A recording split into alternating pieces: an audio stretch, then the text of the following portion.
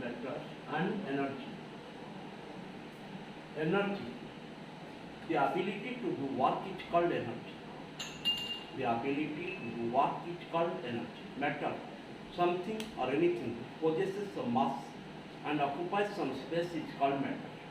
Matter we can distinguish it in three different ways. That is element, compound and mixture. Element, compound and mixture. Element further divides into three parts. Element further divides into three parts. That is, we can say about metal, non-metal and metalloid. Compound divides into two parts, inorganic compound, organic compound. Mixture divides into two parts, that we can say there is homogeneous mixture and heterogeneous mixture. Element further divides into three parts. Element, there is matter,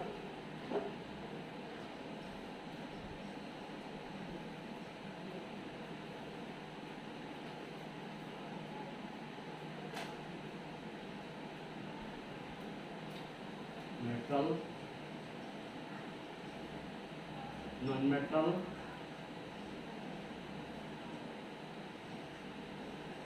and metalloid.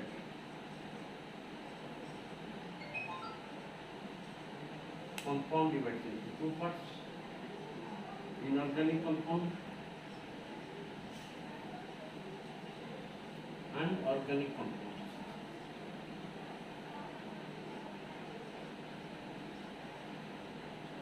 Mixture divided into two parts, homogeneous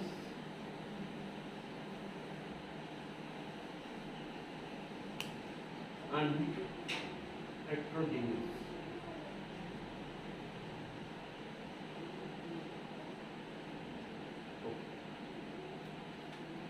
Also, you can divide the matter on the basis of states. That is, mainly we are dividing it into three parts on the basis of physical state. That is, on the basis of physical state, we can say it is of mainly three types: solid, liquid and gas. On the basis of physical state, that is, matter is of three types: solid, liquid and gas. Okay. In that case, we have to consider about solid, liquid and gas, that is physical.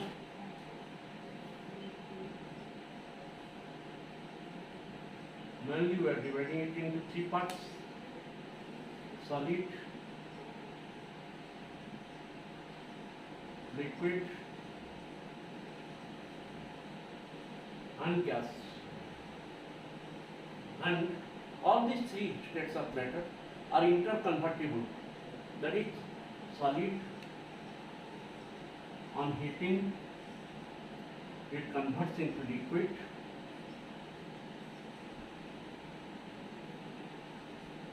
that is melting point. Liquid on heating converts into gas at its boiling point. Gas, by the process of, that is, freezing or condensation, we can say, by the process of condensation,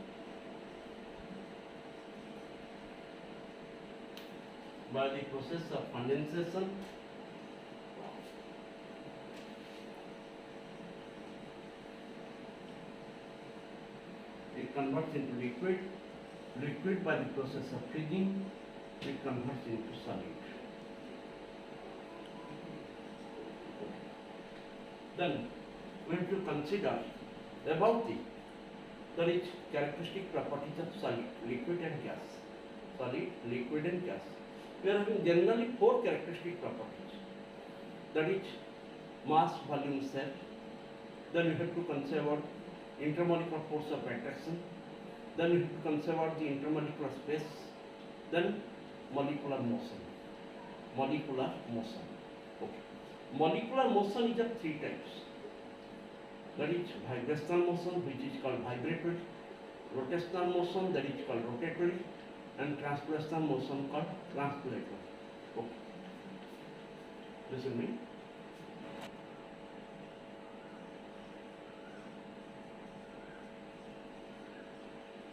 Motion, that is vibratory. Second, rotatory. And third, translatory.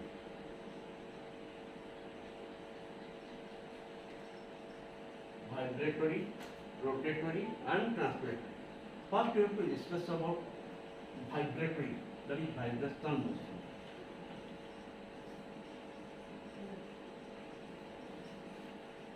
Vibrational motion. Listen to me.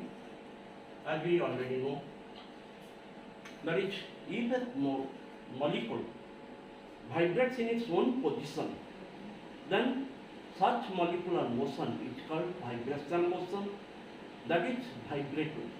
Again I repeat it. If a molecule vibrates in its own position, then such molecular motion is called vibrational motion, that is vibratory. Next we are having rotational motion, that is called rotatory.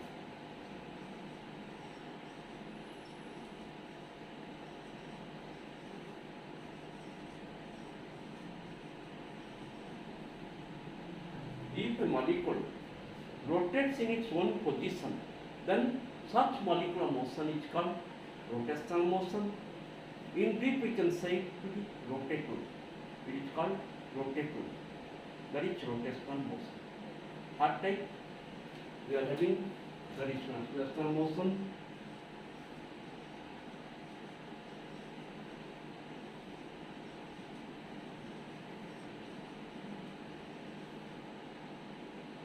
If a molecule shifts from one position to another, then such molecular motion is called, that is translational motion, that is translatory. If a molecule translates or shifts from one position to another, then such molecular motion is called translational motion or translatory.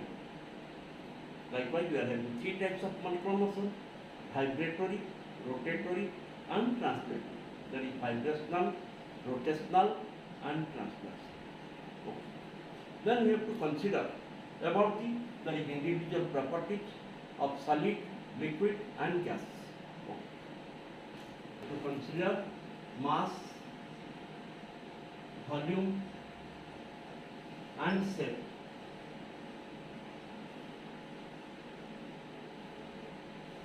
Mass, volume, and shape. Okay. Solid has fixed mass, fixed volume, and definite shape. Solid has fixed mass, fixed volume, and definite shape. Solid, we can say it has fixed mass,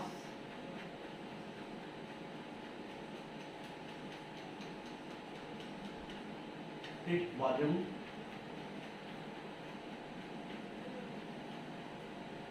and definite shape.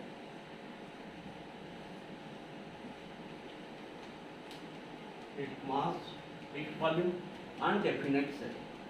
Liquid, it has fixed mass, fixed volume, but no definite shape. It takes the shape of container in which it is kept. In which container we are keeping it, it will take the shape of that container. Liquid,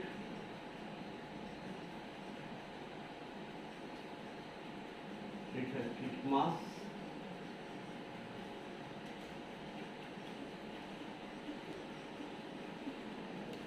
fixed volume, but no definite shape.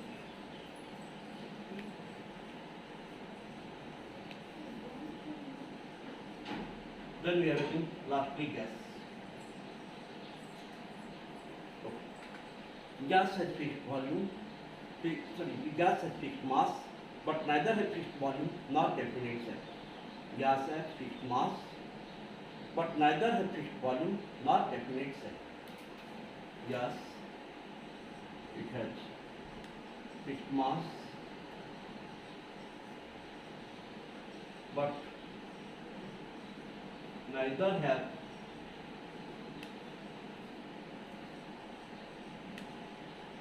fixed volume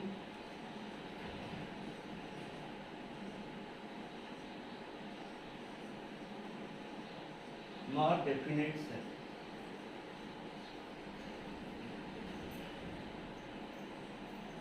Therefore, we can say, as a whole, we can say, solid, it has fixed mass, fixed volume, definite shape. Liquid, it has fixed mass, fixed volume, but no definite shape. Gas, it has fixed mass, but neither fixed volume nor definite shape. That is called intermolecular force of attraction. Is inversely proportional to intermolecular space or intermolecular gap. Intermolecular space or intermolecular gap. IMS stands for intermolecular space.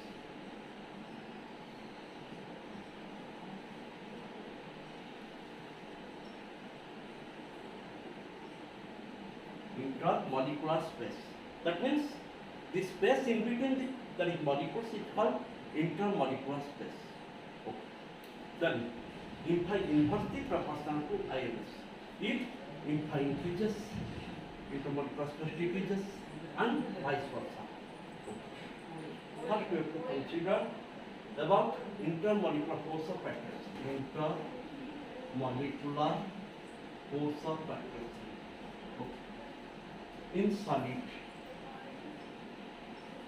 solid, intermolecular force of attraction is very high. That is highest among solid, liquid and gas.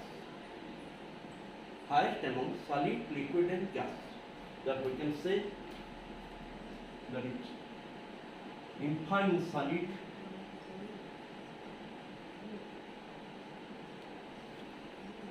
is very high.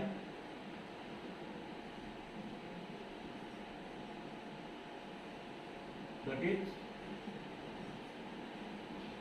highest amongst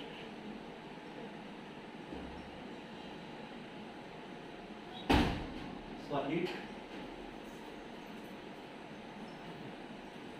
liquid and gas.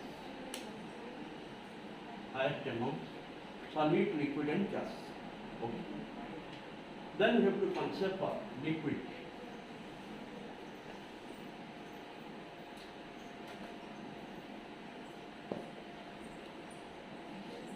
It has fixed.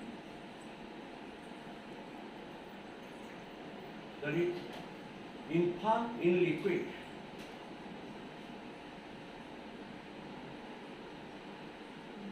Liquid is lower than solid.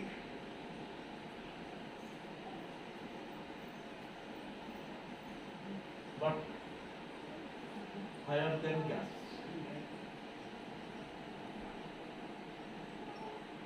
Higher than gas.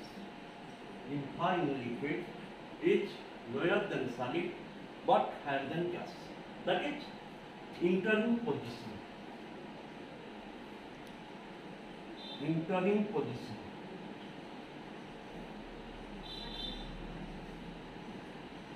Entering position. Okay. Then we are having gas, and we can say one thing here. In between solid, liquid and gas, infra is very low, that is least in case of gas. Gas has that is very low infra, therefore we can say infra in gas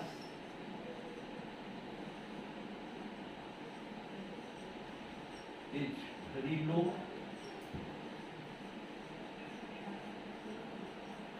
as compared to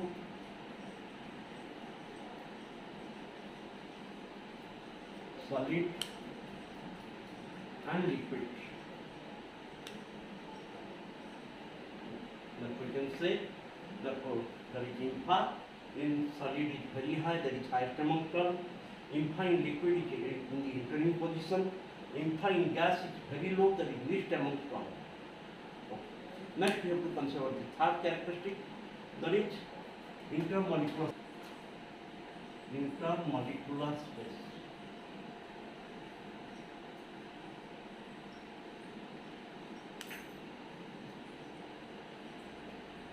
Intermolecular space. Okay. Intermolecular space in solid is very low and that is least amongst all. Intermolecular space in liquid is higher than solid but lower than gas, that is interim position. Intermolecular space in gas is that is very high, that is highest among solid, liquid and gas. So you can say in solid IMS in solid is very low, that is least amongst all. Least amongst all states of matter. And liquid IMS in liquid is that is higher than solid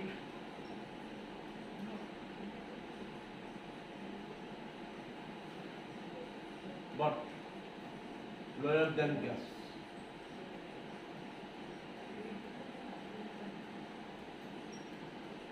And in gas, IMS in gas is very high,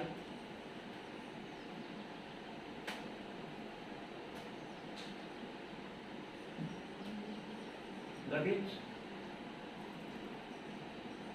highest amongst all.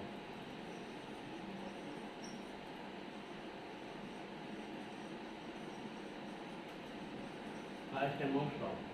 That we can say in solid IMS is very low, that is least amongst all.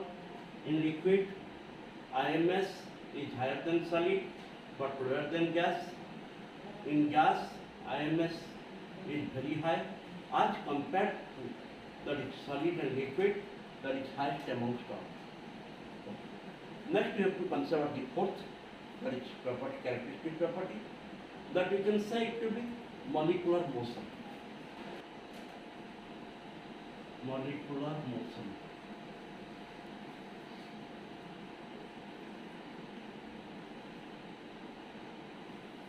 First we have to consider the solid. In solid, intermolecular gas or intermolecular space is very low, that is least. Therefore, in solid, molecules possess only vibrational motion, that is vibratory. Only vibrational motion, that is vibratory. And in addition to vibrational motion, little, that is amount of rotational motion may there.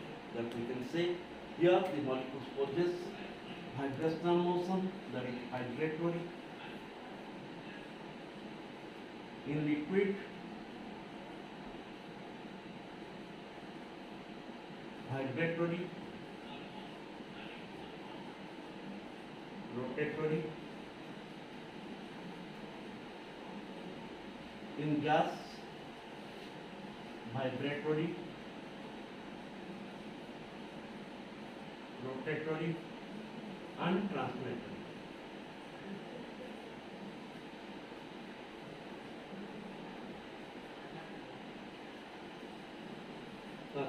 That is, in solid, molecules possess vibrational motion, which is called vibratory. In liquid, molecules possess vibrational as well as rotational motion.